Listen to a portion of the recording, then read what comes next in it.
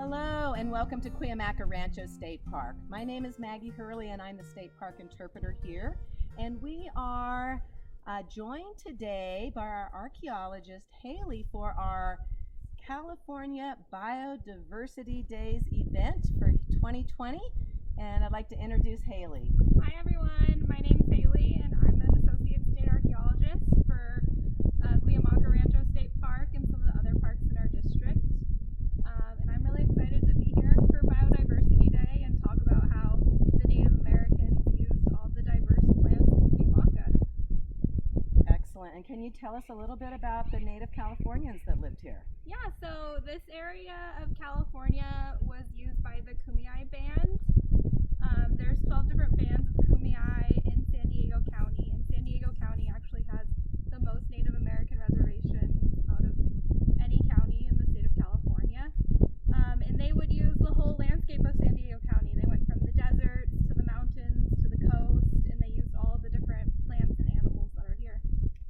Excellent. And we're standing under an oak tree. And let's talk a little bit about how important the oaks were to the Native Californians. So acorns are one of the staples of the Kumeyaay diet. There's a couple of different staples for depending on which area you are, but acorns are for the mountain. And this is a black oak, and that is the highest of the oaks in the idea. You know, they have the tastiest acorns. If you can get a black oak acorn, that's the one you want. They would use the acorns from the other oak trees as well, because oaks don't produce acorns every single year. So one year there might be a lot of black oak acorns, and another year they might use scrub oak, but those just aren't as good. So the black oak is the one you want to get. So what they would do is they wouldn't pick it or anything. They just let the acorns fall to the ground, and that kind of tells them that they're dry enough. If you pick it from the tree and you try pounding it, it's kind of watery, and you don't want watery acorns. And then they'd put them in the storage basket, and they would let them dry out some more.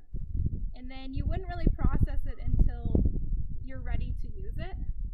And to do that, they would first, I don't know how much you guys can see, so they would first smash them, and they would take off this outer shell, and they would just stick it in a mortar and hit it with another rock, and then they'd peel this shell off using their hands.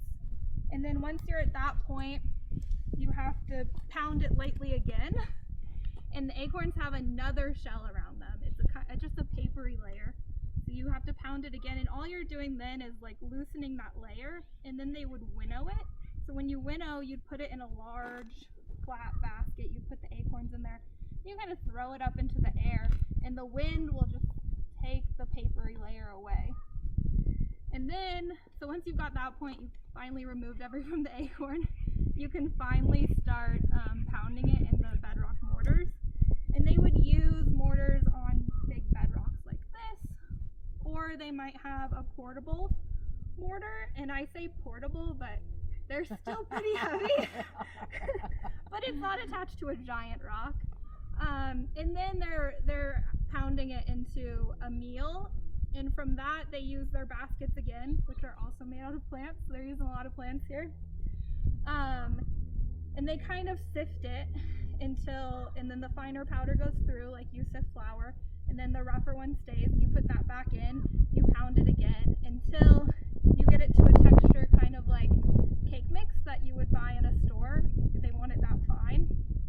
And then from that, you finally have the acorn meal. You have to get rid of the bitterness. Acorns on their own are really, really bitter, so you need to leach it out.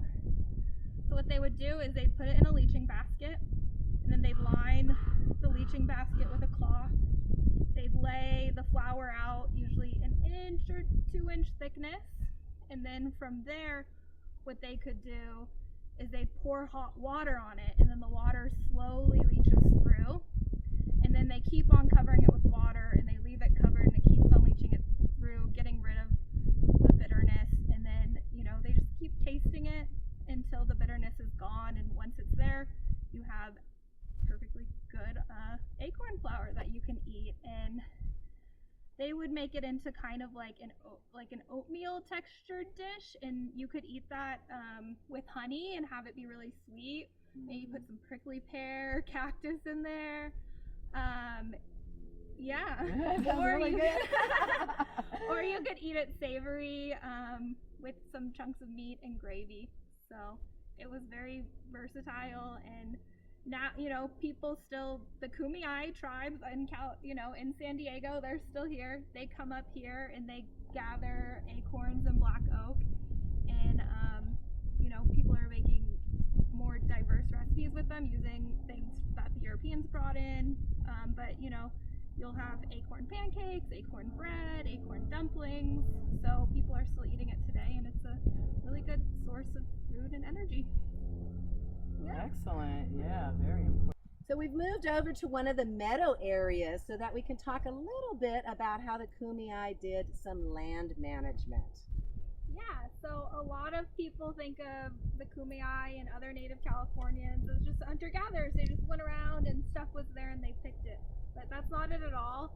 They were very, very active in managing the land, and especially meadow habitats. So with meadow habitats, what they would do is they would come through and they would pick all the seeded plants, and they could eat a lot of the seeds. And then when they were done, they would burn the meadow. They would just, light it on fire, and it would burn down all of that dead grass. And then they would take some of the seeds they gathered and they would sprinkle it in the meadow. And when they come back the next year, the plants are healthier and better than they were the year before. And they also use fire management with deer grass. So deer grass is used for basketry. And as you can see, this deer grass has a lot of dead pieces on it, and they can't use the dead detritus for the basketry. They want the bright green leaves. So what they would do is they would burn the deer grass, get rid of all the dead stuff, and again they'd come back a couple months later, and the green, the new growth had all this room to grow, and it would pop up. So fire was a big part of land management for the Kumeyaay and other native Californians. They would also bring up species that they really liked to areas where they wouldn't grow on their own. So the best example of this is bringing up cactus from the desert into the mountains. So in the mountains, you'll see prickly pear next to almost every grinding stone because it was such a good source of food, and it's so tasty. It's one of the sweetest natural foods out here.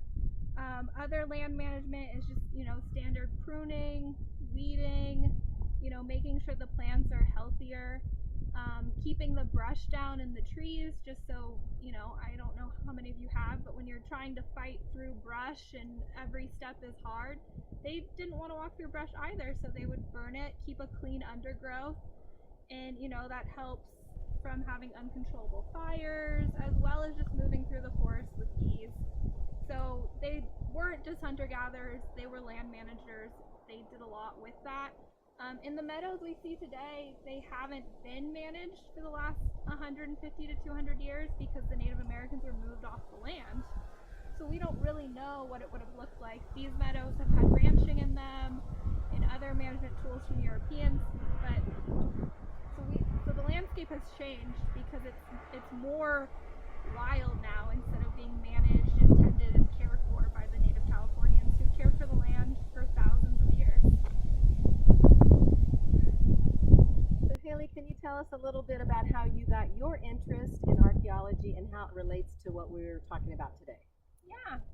So archaeologists use the study of ethnobotany, which is, botany that you learn from the native people. So in this area, it's the Kumeyaay, and how they use the plants here. And that's really important to an archaeologist. So I go to the physical sites and look at the objects that the Kumeyaay and other Native Americans in Southern California left behind. And when I'm at those sites, it's really important to know, why did they come here? What were they using? What did their day-to-day life look like? So if I go to a site and there's a grinding rock and there's prickly pear there, then I know that those people went down to the desert and they got the prickly pear and they brought it back up. So it teaches me a lot about what the Kumeyaay were doing, where they were moving in the past, and what they were doing at those sites, sites with bedrock milling and oaks nearby. I know they were grinding acorns. So we can kind of use the plants nearby to figure out what the people in the past were doing. So to learn about ethnobotany, the best resource is the Kumeyaay people themselves. They still come out and gather in these areas. They learn the practices from their grandparents, and they know the plants and their uses, and they're the best people. I have some books that I used. All of these books were created with hand in hand with the Kumeyaay, but they are written by non-native authors. So the two books I'm going to start with are all of California, but they talk about the Kumeyaay and other Southern California tribes. So the first is California Indians and Their Environment, and it's by Kent Lightfoot in Otis Parish.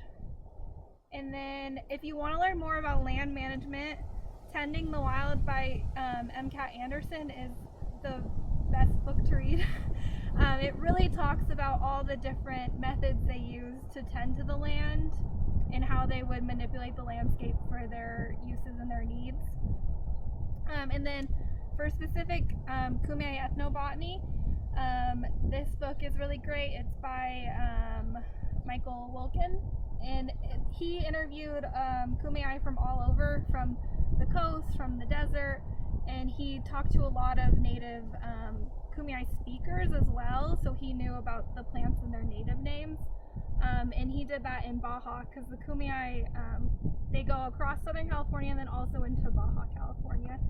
The other two resources I'm going to mention are the Verona tribe has a ton of classes where you can learn how to make baskets, learn how to make acorn mush, and learn about the plants as well in those classes. And then Kumeyaay Community College has a Kumeyaay ethnobotany class. It's a science college credit class that you can take, and they have a lab section, and you learn a lot of in-depth stuff about the plants in this area. So those are the resources I would use, and you can always just Google Kumeyaay ethnobotany and it'll pop up with a lot of stuff and the plants that they use and how they used them. Wow. Thank you so much, Hayley. I learned a lot today listening to you, and I really have enjoyed this, and I appreciate you sharing your knowledge, and this has just been great. And I want to thank you all for joining us for this California Biodiversity event here at Colorado Desert District at Cuyamaca Rancho State Park. Thank you.